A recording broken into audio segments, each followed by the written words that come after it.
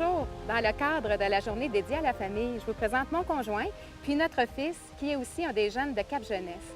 Alors, nous voulons vous souhaiter la bienvenue au Festival de l'Assomption de Notre-Dame-du-Cap à Trois-Rivières. Et si j'ouvrais la porte, c'est le thème qui vous est proposé pour méditer et prier avec Marie jusqu'au 15 août. Dans le cadre de l'année de la miséricorde décrétée par le pape François en 2016, on a confié à des hommes et à des femmes le soin de bâtir des conférences spirituelles qui nous aideront à ouvrir la porte au pardon, au bonheur, à l'accueil, à l'audace et à la joie. Aujourd'hui, lors de sa conférence spirituelle, Mme Valérie Roberge-Dion nous invite à rendre notre maison accueillante. Comment? En ouvrant la porte au respect de soi, au respect des autres, mais aussi au respect de l'environnement. Il y a plusieurs demeures dans la maison du Père, nous dit l'écrivaine. Par ailleurs, notez qu'il y a une procession au flambeau à tous les soirs après 20 heures dans les jardins du sanctuaire. Notez également que nos soirées festives se déroulent sur la grande scène extérieure installée devant la basilique. Jusqu'au 15 août, dès 19 h, c'est sur cette même scène que prédications, Eucharistie et concerts se succéderont. Cette 6e édition du festival sera haute en couleurs. Vous êtes cordialement invités à venir sur place goûter ces beaux moments d'intériorité et de fête. Bonne prédication et bon festival!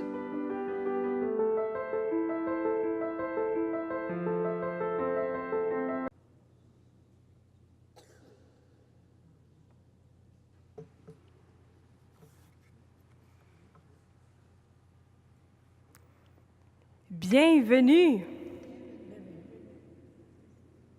Ça fait donc du bien de se faire souhaiter la bienvenue avec chaleur, avec amitié, avec amour. Quand je pense à l'accueil, la première image qui me vient à l'esprit, c'est quand je reviens à la maison après quelques heures d'absence et mes 2 petits mousses, Flavie, 4 ans, je ne sais pas sont où, Flavie, et Julien, 1 an et demi.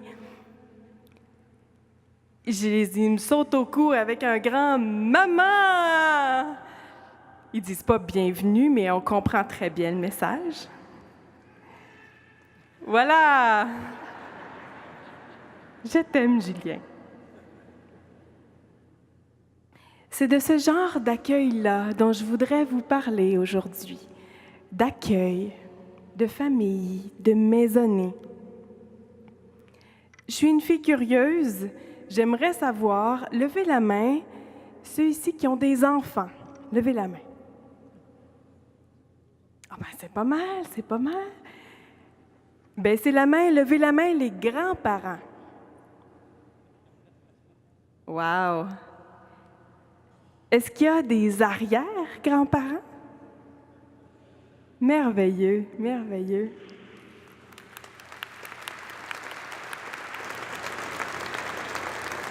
C'est beau, c'est vraiment beau. J'ai hâte d'être rendue là. Je m'adresse aujourd'hui d'une façon spéciale aux gens qui ont des enfants, mais pas uniquement à vous. Tout le monde a une expérience de famille. Levez la main pour voir ceux qui ont déjà été enfants et vécu dans une famille. Oui, ça fait beaucoup de monde. Levez la main si vous avez des oncles, des tantes, des cousins, des cousines, une famille élargie. Levez la main. Ah! Levez la main si vous êtes croyant, si vous faites partie de cette famille des gens qui aiment le Christ, si vous avez des tonnes et des tonnes de frères et des sœurs. Levez la main les membres de la famille humaine. Là, je pense que j'ai oublié personne. Vous comprenez le message? J'aimerais ça que tout le monde aujourd'hui se sente concerné. Quand je dis famille, c'est tout ça que j'ai en tête, OK? J'aimerais qu'aujourd'hui, chacun puisse puiser à son expérience de famille pour nourrir sa vie spirituelle et vice-versa, puise à sa foi pour nourrir sa famille, sa grande famille, son milieu de vie. Vous allez voir qu'il y a souvent des vice-versa, de la complémentarité dans mes idées. Les deux angles que je veux aborder avec vous aujourd'hui sont complémentaires. Je voudrais regarder avec vous comment les enfants nous ouvrent la porte de la demeure de Dieu. Et deuxièmement, comment nous, les adultes, à notre tour, on peut ouvrir la porte de Dieu aux enfants. C'est-à-dire comment leur faire découvrir la foi. Ça va dans les deux sens. À mon humble avis, l'un ne va pas sans l'autre. Vous êtes prêts? Moi, je suis prête. Alors, les enfants nous ouvrent la porte de la demeure de Dieu. Grâce à eux, on peut goûter davantage l'accueil du Seigneur. Il y a une caractéristique des enfants qui me rapproche beaucoup de Dieu, c'est leur rythme. Je ne sais pas vous, mais j'ai tendance, moi, à rouler à 100 000 à l'heure. Combien de fois je dis aux enfants de se dépêcher, d'aller plus vite? Il m'arrive même parfois, souvent, pour prendre une marche, de mettre les deux enfants dans une poussette double pour être sûr d'aller à ma vitesse. Mais là, c'est l'été, c'est les vacances. Je me suis dit cette semaine, je vais prendre le temps d'aller au rythme des petits. On a pris une marche avec les deux et je peux vous dire que prendre une marche avec un enfant de 18 mois, c'est pas linéaire. Mais il y a une petite voix qui me dit, il y a des petites voix qui me disent que ça vaut la peine. Ça vaut la peine parce que ralentir le rythme, ça crée de l'espace. De l'espace pour bien des choses. De l'espace pour les relations. De l'espace pour Dieu aussi, dans notre quotidien. Pour le rencontrer, pour savourer sa présence. Ça prend de l'espace aussi pour être à l'écoute des enfants, pour entendre leurs questions existentielles qui se pointent au détour des journées, avant le souper à 5 heures. Maman, si Jésus est vraiment dans mon cœur, est-ce que les globules blancs vont l'attaquer? Ça, c'est pas trop long à répondre. Je suis capable de la rassurer en une phrase ou deux. Mais des fois, c'est plus long. Maman, j'étais où avant d'être dans ton ventre? Dans le ciel. Toute seule? Non. Avec tous les autres enfants qui ne sont pas encore dans la bedaine de leur maman. Mais je vois personne dans le ciel. Est-ce que je volais comme les oiseaux? Si tu veux. Comme grand-papa qui est au ciel? Etc. On n'est pas sorti du bois, elle a 4 ans. Ça prend du temps, de l'espace. Puis je précise que je sais bien qu'il n'y a pas que les enfants qui sont des spécialistes du rythme. Je connais plusieurs personnes âgées aussi. Grand-maman Suzanne, elle me dit qu'elle a le luxe du temps. Puis c'est une expression qui me touche. On peut voir ça comme un luxe, en effet, d'avoir de l'espace chaque jour pour se laisser accueillir par Dieu.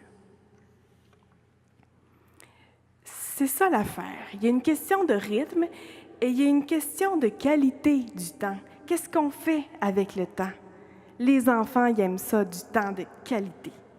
Je vous invite à penser à des beaux moments de famille. Des moments de famille immortalisés dans votre mémoire. Des vacances, peut-être. Ayez un exemple en tête. Puis qu'est-ce qui l'a rendu magique, spécial, ce moment-là?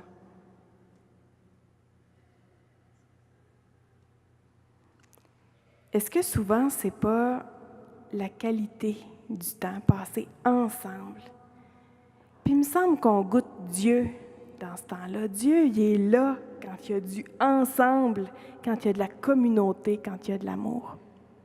Ça goûte bon. Vous aimez ça, les anecdotes, hein?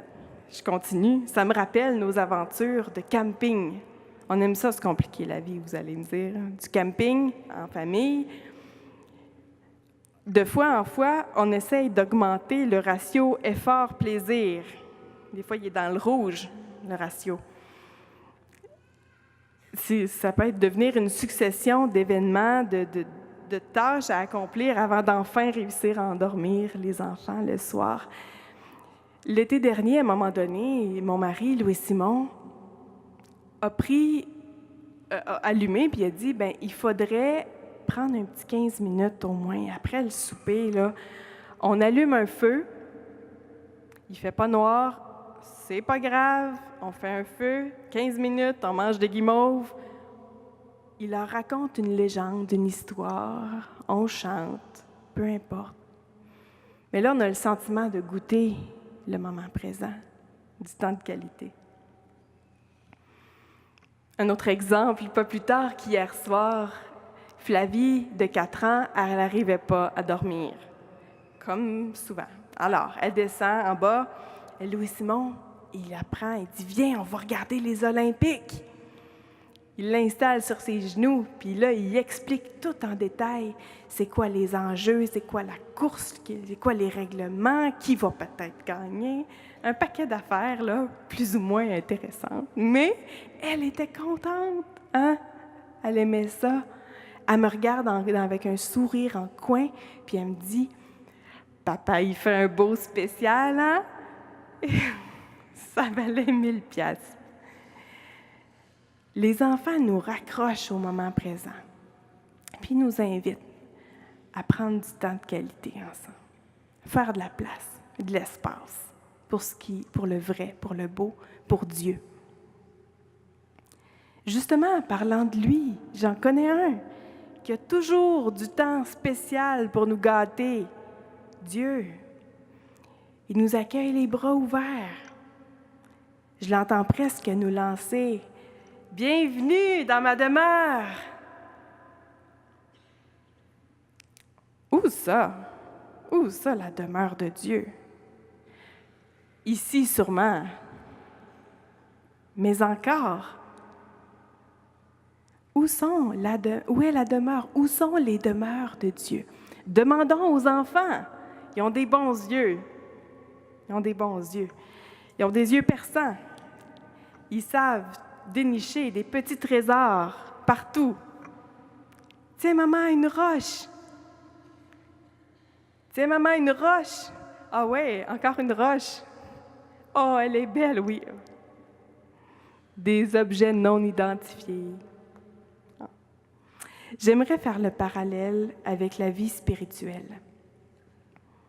Pour trouver l'extraordinaire dans l'ordinaire, pour trouver Dieu dans le quotidien, je proposerais un outil de base qui s'appelle la relecture. C'est une question de regard, la relecture. Le mot religion, vous saviez peut-être, une de ses racines grecques, c'est religérer, relire. Alors, qu'est-ce que ça peut vouloir dire pour nous, relire? Parfois, nos journées peuvent s'enchaîner comme des événements successifs, puis on surfe là-dessus.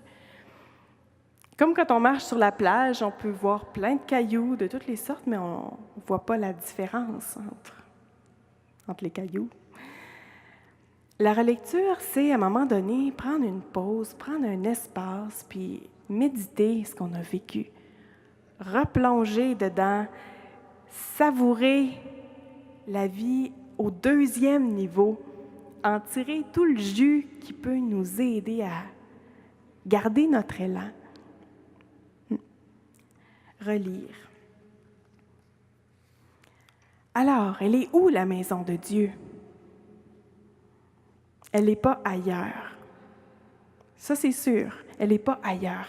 Elle est en plein milieu de la vie, en nous.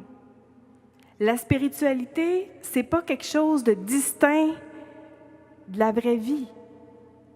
Elle en fait partie. Elle est dedans. Elle est mélangée à la vie aussi sûrement que le sucre ou le sel dans un bon gâteau. Je conclus cette première partie. Laissons les enfants nous donner accès à la maison de Dieu. C'est fascinant. Les lectures du jour, c'est pas moi qui les ai choisies. Mais écoutez ça, on a entendu l'Évangile tantôt. Mais les autres lectures étaient belles aussi. Faites-vous un cœur nouveau et un esprit nouveau. Crée en moi, Seigneur, un cœur pur. Un cœur où Jésus est le bienvenu. Lui qui a dit, laissez les enfants venir à moi. Le royaume est à ceux qui leur ressemblent. Oui, je suis portée à croire que le royaume des cieux est à Flavie quand elle lance à la voisine un retentissant « Bonjour » à chaque fois qu'elle l'aperçoit, avec une spontanéité touchante, généreuse, candide. Les enfants ont beaucoup à nous apprendre. C'est l'heure de l'entracte.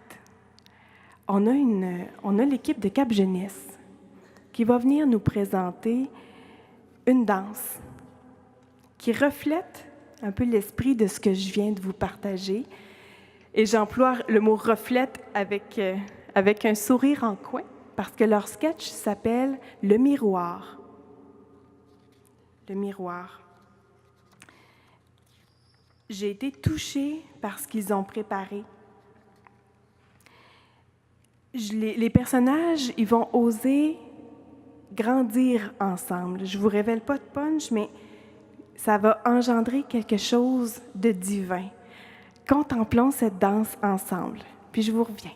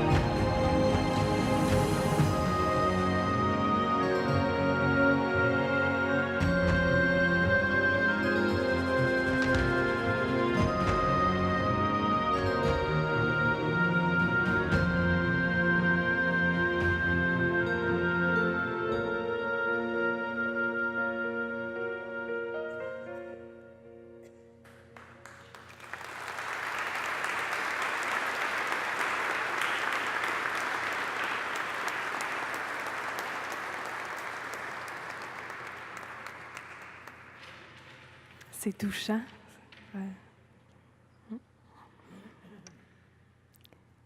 Je poursuis. Si les enfants nous rapprochent de l'essentiel, on peut, à notre tour, ouvrir la porte de Dieu aux enfants, leur faire découvrir la foi. Chaque époque a ses défis à ce niveau-là.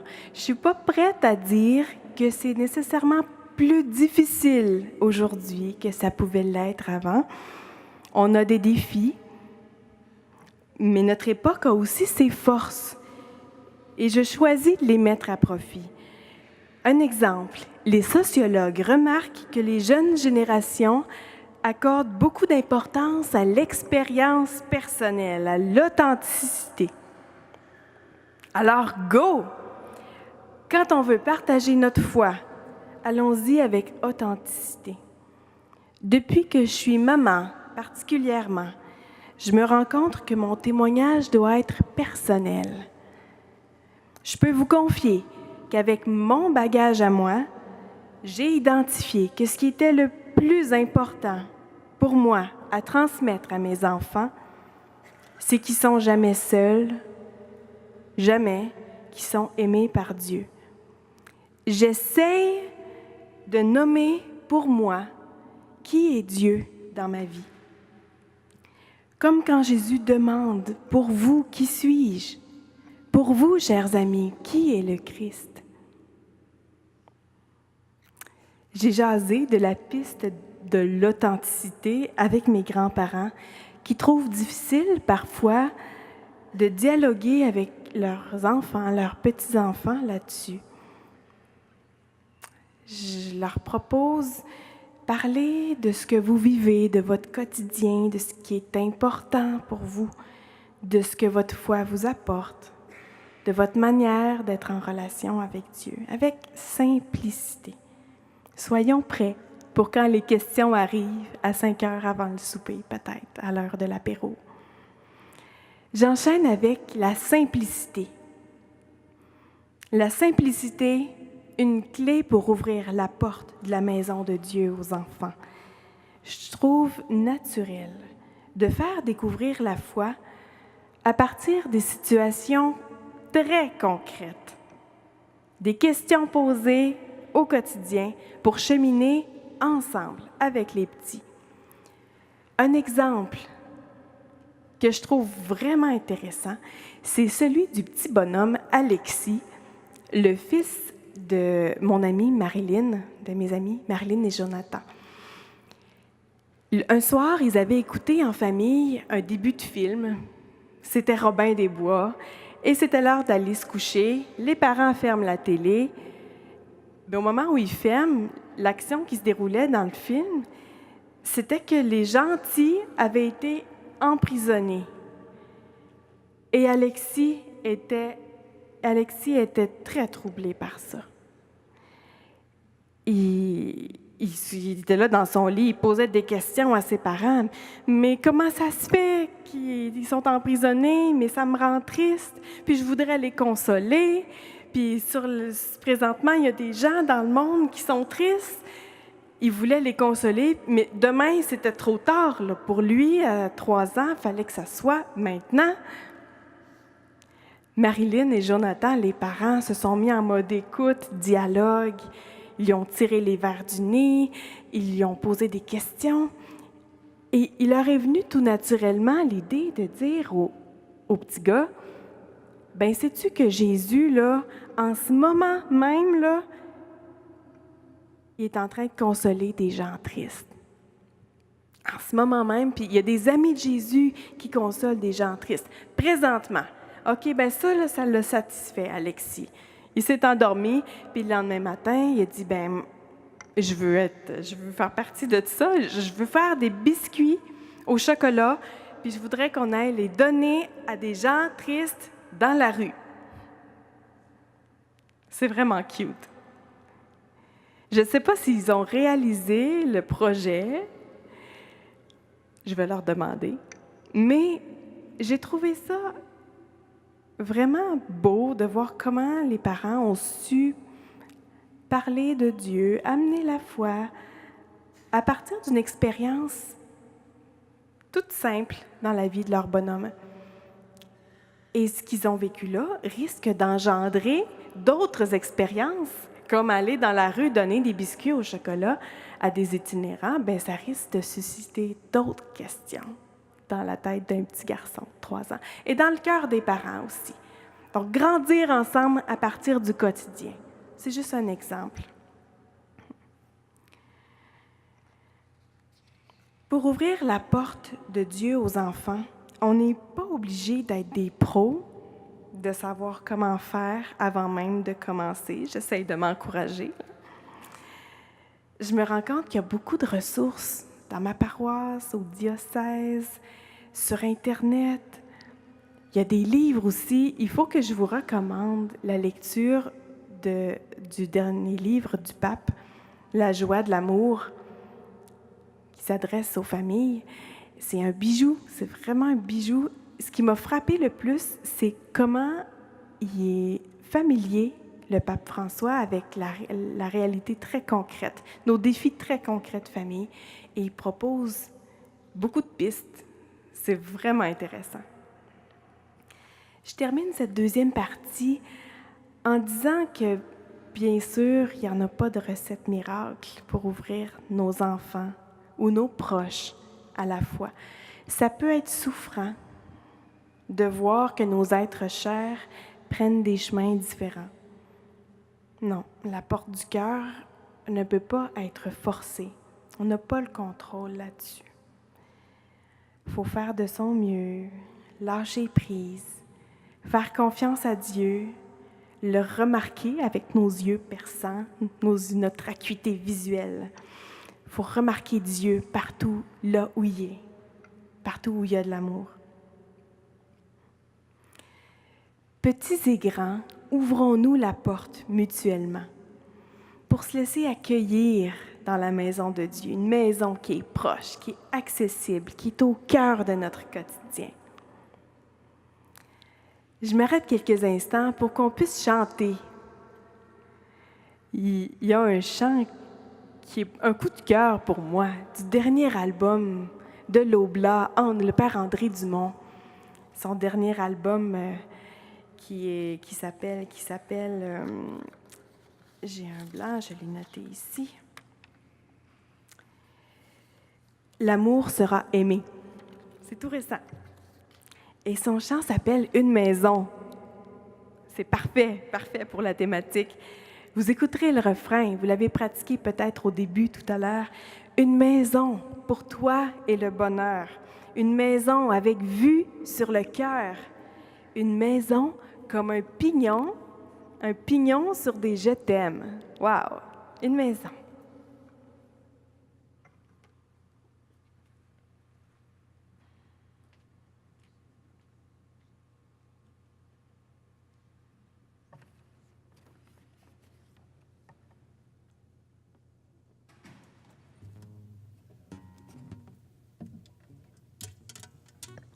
Bonjour, je me nomme Gaëtan Rouleau. C'est un plaisir pour moi de chanter ce chant de mon ami André Dumont. Si vous n'avez pas ce disque, je vous le suggère fortement. C'est plein de petits bijoux de pièces. Et cette pièce, entre autres, Une maison, le père Dumont le fait, entre autres, pour ces gens qui n'en ont plus de maison à cause de problèmes de drogue et qui se retrouvaient à une maison, justement, pour se désintoxiquer. Alors, les paroles sont vraiment touchantes. La musique est de Marc Langis, Une maison.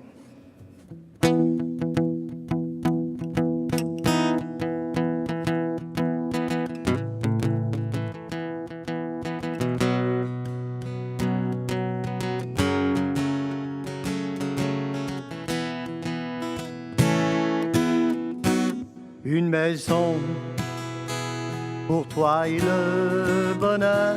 Une maison avec vue sur le cœur. Une maison comme un pignon sur des je t'aime. Une maison pour toi et le bonheur. Une maison avec vue sur le cœur. Une maison comme un pignon sur des je t'aime. Écoute pas ces trafiquants de paradis perdus, des grands parleurs qui t'ont mise à la rue. Avec la peur, ne les écoute plus, non, ne les écoute plus. Tu trouveras une maison pour toi et le bonheur, une maison avec vue sur le cœur, une maison comme un pignon sur des je t'aime. Écoute pas ceux qui piétinent la rose qui va s'ouvrir, ceux qui fuyaient quand tu voulais mourir.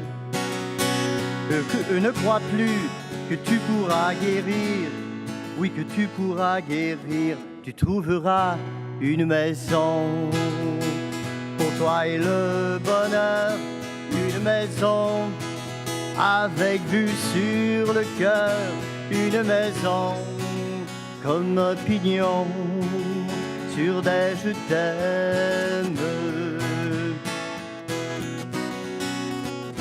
Écoute pas ces fournisseurs de tes folles idées, entends l'amour, l'amour qui t'a créé pour cette joie d'aimer et d'être aimé, oui d'aimer et d'être aimé. Ne vois-tu pas une maison pour toi et le bonheur, une maison avec vue sur le cœur, une maison comme un pignon sur des je t'aime. Une maison pour toi et le bonheur, une maison avec vue sur le cœur, une maison comme un pignon sur des je t'aime. Une maison.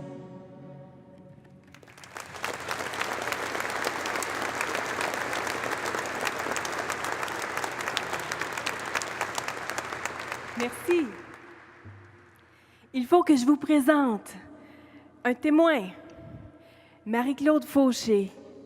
C'est une maman extraordinaire, une maman de Anne, 15 ans, Gabriel, 13 ans, Nicolas, 11 ans. Je l'ai rencontrée au Centre de formation chrétienne Agapé, centre de formation pour les jeunes adultes.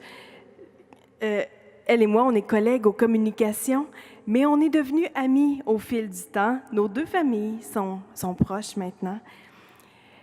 Pierre-Olivier mentionnait que j'ai écrit un livre tout à l'heure, Entre ciel et mer, et j'ai recueilli toutes sortes de témoignages d'autres familles pour voir comment ça se passait chez eux. Et Marie-Claude m'a confié un témoignage extraordinaire, très touchant. Je l'ai invitée aujourd'hui pour qu'elle nous partage comment elle arrive à marier spiritualité et vie de famille dans sa réalité très particulière. Marie-Claude.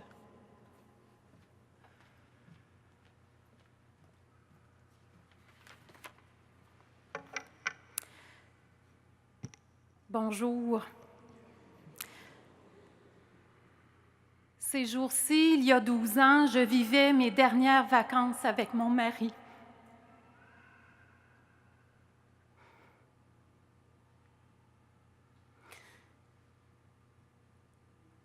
Le 25 août 2004, ma vie a basculé. Mon mari est mort d'un accident au retour du travail, me laissant seule avec 2 jeunes enfants et enceinte d'un 3e. Toute une jambette de la vie, je peux vous le dire. Mais une occasion extraordinaire de grandir. Avec Marc, nous avions choisi la vocation du mariage tous les deux et on s'était ouverts aux grâces du mariage. On s'était placé sous le regard de Sainte Anne, particulièrement. Mais Jésus et Marie faisaient partie de notre quotidien.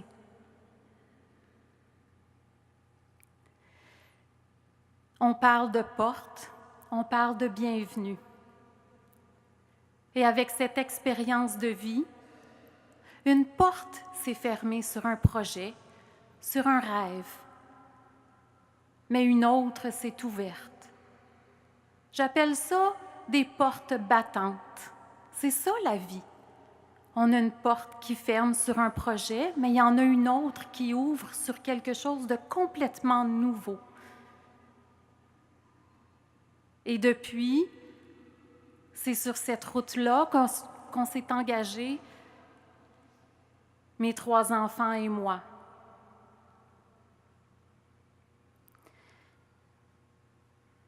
L'accueil d'un drame dans une maisonnée, ça fait mal.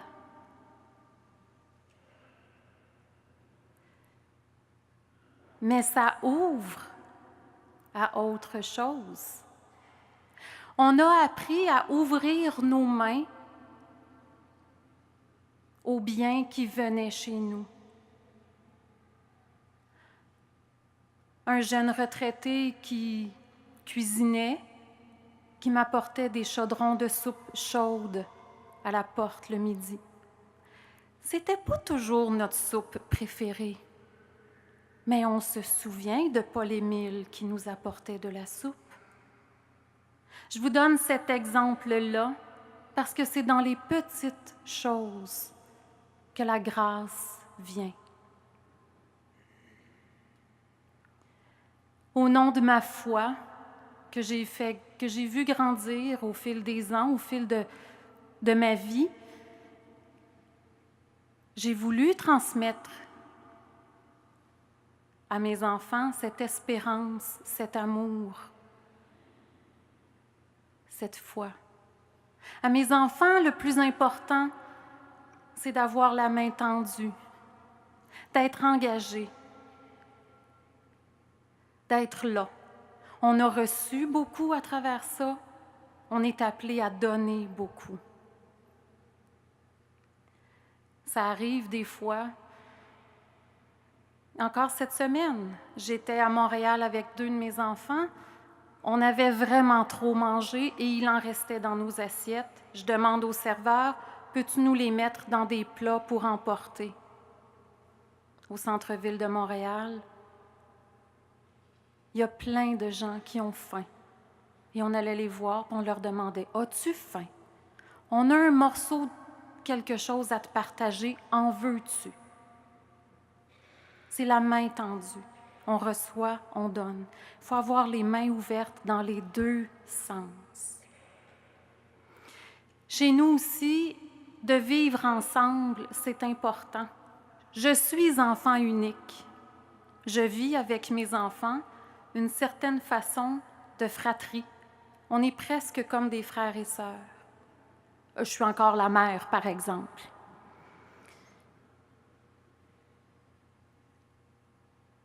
C'est important aussi, chez nous, de prendre le temps d'apprendre à connaître Jésus et d'apprendre à connaître ceux qui sont de grands amis de Jésus. Quand ma fille avait 3-4 ans, son histoire préférée, c'était pas les princesses. Son père lui lisait l'histoire de la petite Thérèse pour découvrir plus tard qu'elles avaient un point en commun. La petite Thérèse, sa mère est morte, elle avait 4 ans. Ma fille, elle était à la veille de ses 4 ans, quand son père est mort. Et chez nous, la prière, ça n'a jamais été des grandes oraisons. C'était toujours dans le plus simple. On s'entend, une maman toute seule avec 3 enfants, on a les bras pleins. On va au plus simple. Bien, la berceuse du soir, c'était un Notre Père et un Je vous salue Marie. J'ai jamais eu besoin de leur apprendre. Ils les connaissent maintenant, ces prières. parce que je leur ai chanté quand ils étaient tout petits. On parle de porte, on parle de bienvenue. Puis en me préparant ce matin, j'ai une lumière qui est allumée. Bienvenue. Qu'est-ce qu'on souhaite quand on souhaite la bienvenue? On souhaite que le bien vienne. Mais je nous le souhaite, d'être des artisans pour que le bien vienne.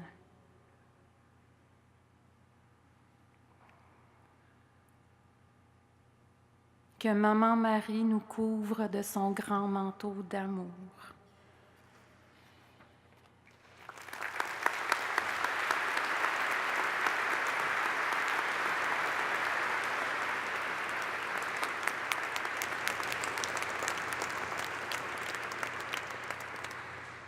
La prochaine fois, je vous promets, on va lui donner 20 minutes à elle. Faisons de notre entourage, de notre milieu, un espace où tout le monde est bienvenu, où Dieu est bienvenu, en s'inspirant du rythme des enfants, de leur façon authentique d'être en relation, de leur regard perçant, de leur regard neuf et généreux. Parce que ce qu'on vit chez nous peut rayonner comme des bonds dans l'eau, avoir un impact positif sur toute la planète, sur cette maison commune, pour employer cette belle image du pape François, la maison commune. Je me dis que ça vaut la peine d'essayer. On verra bien. Merci.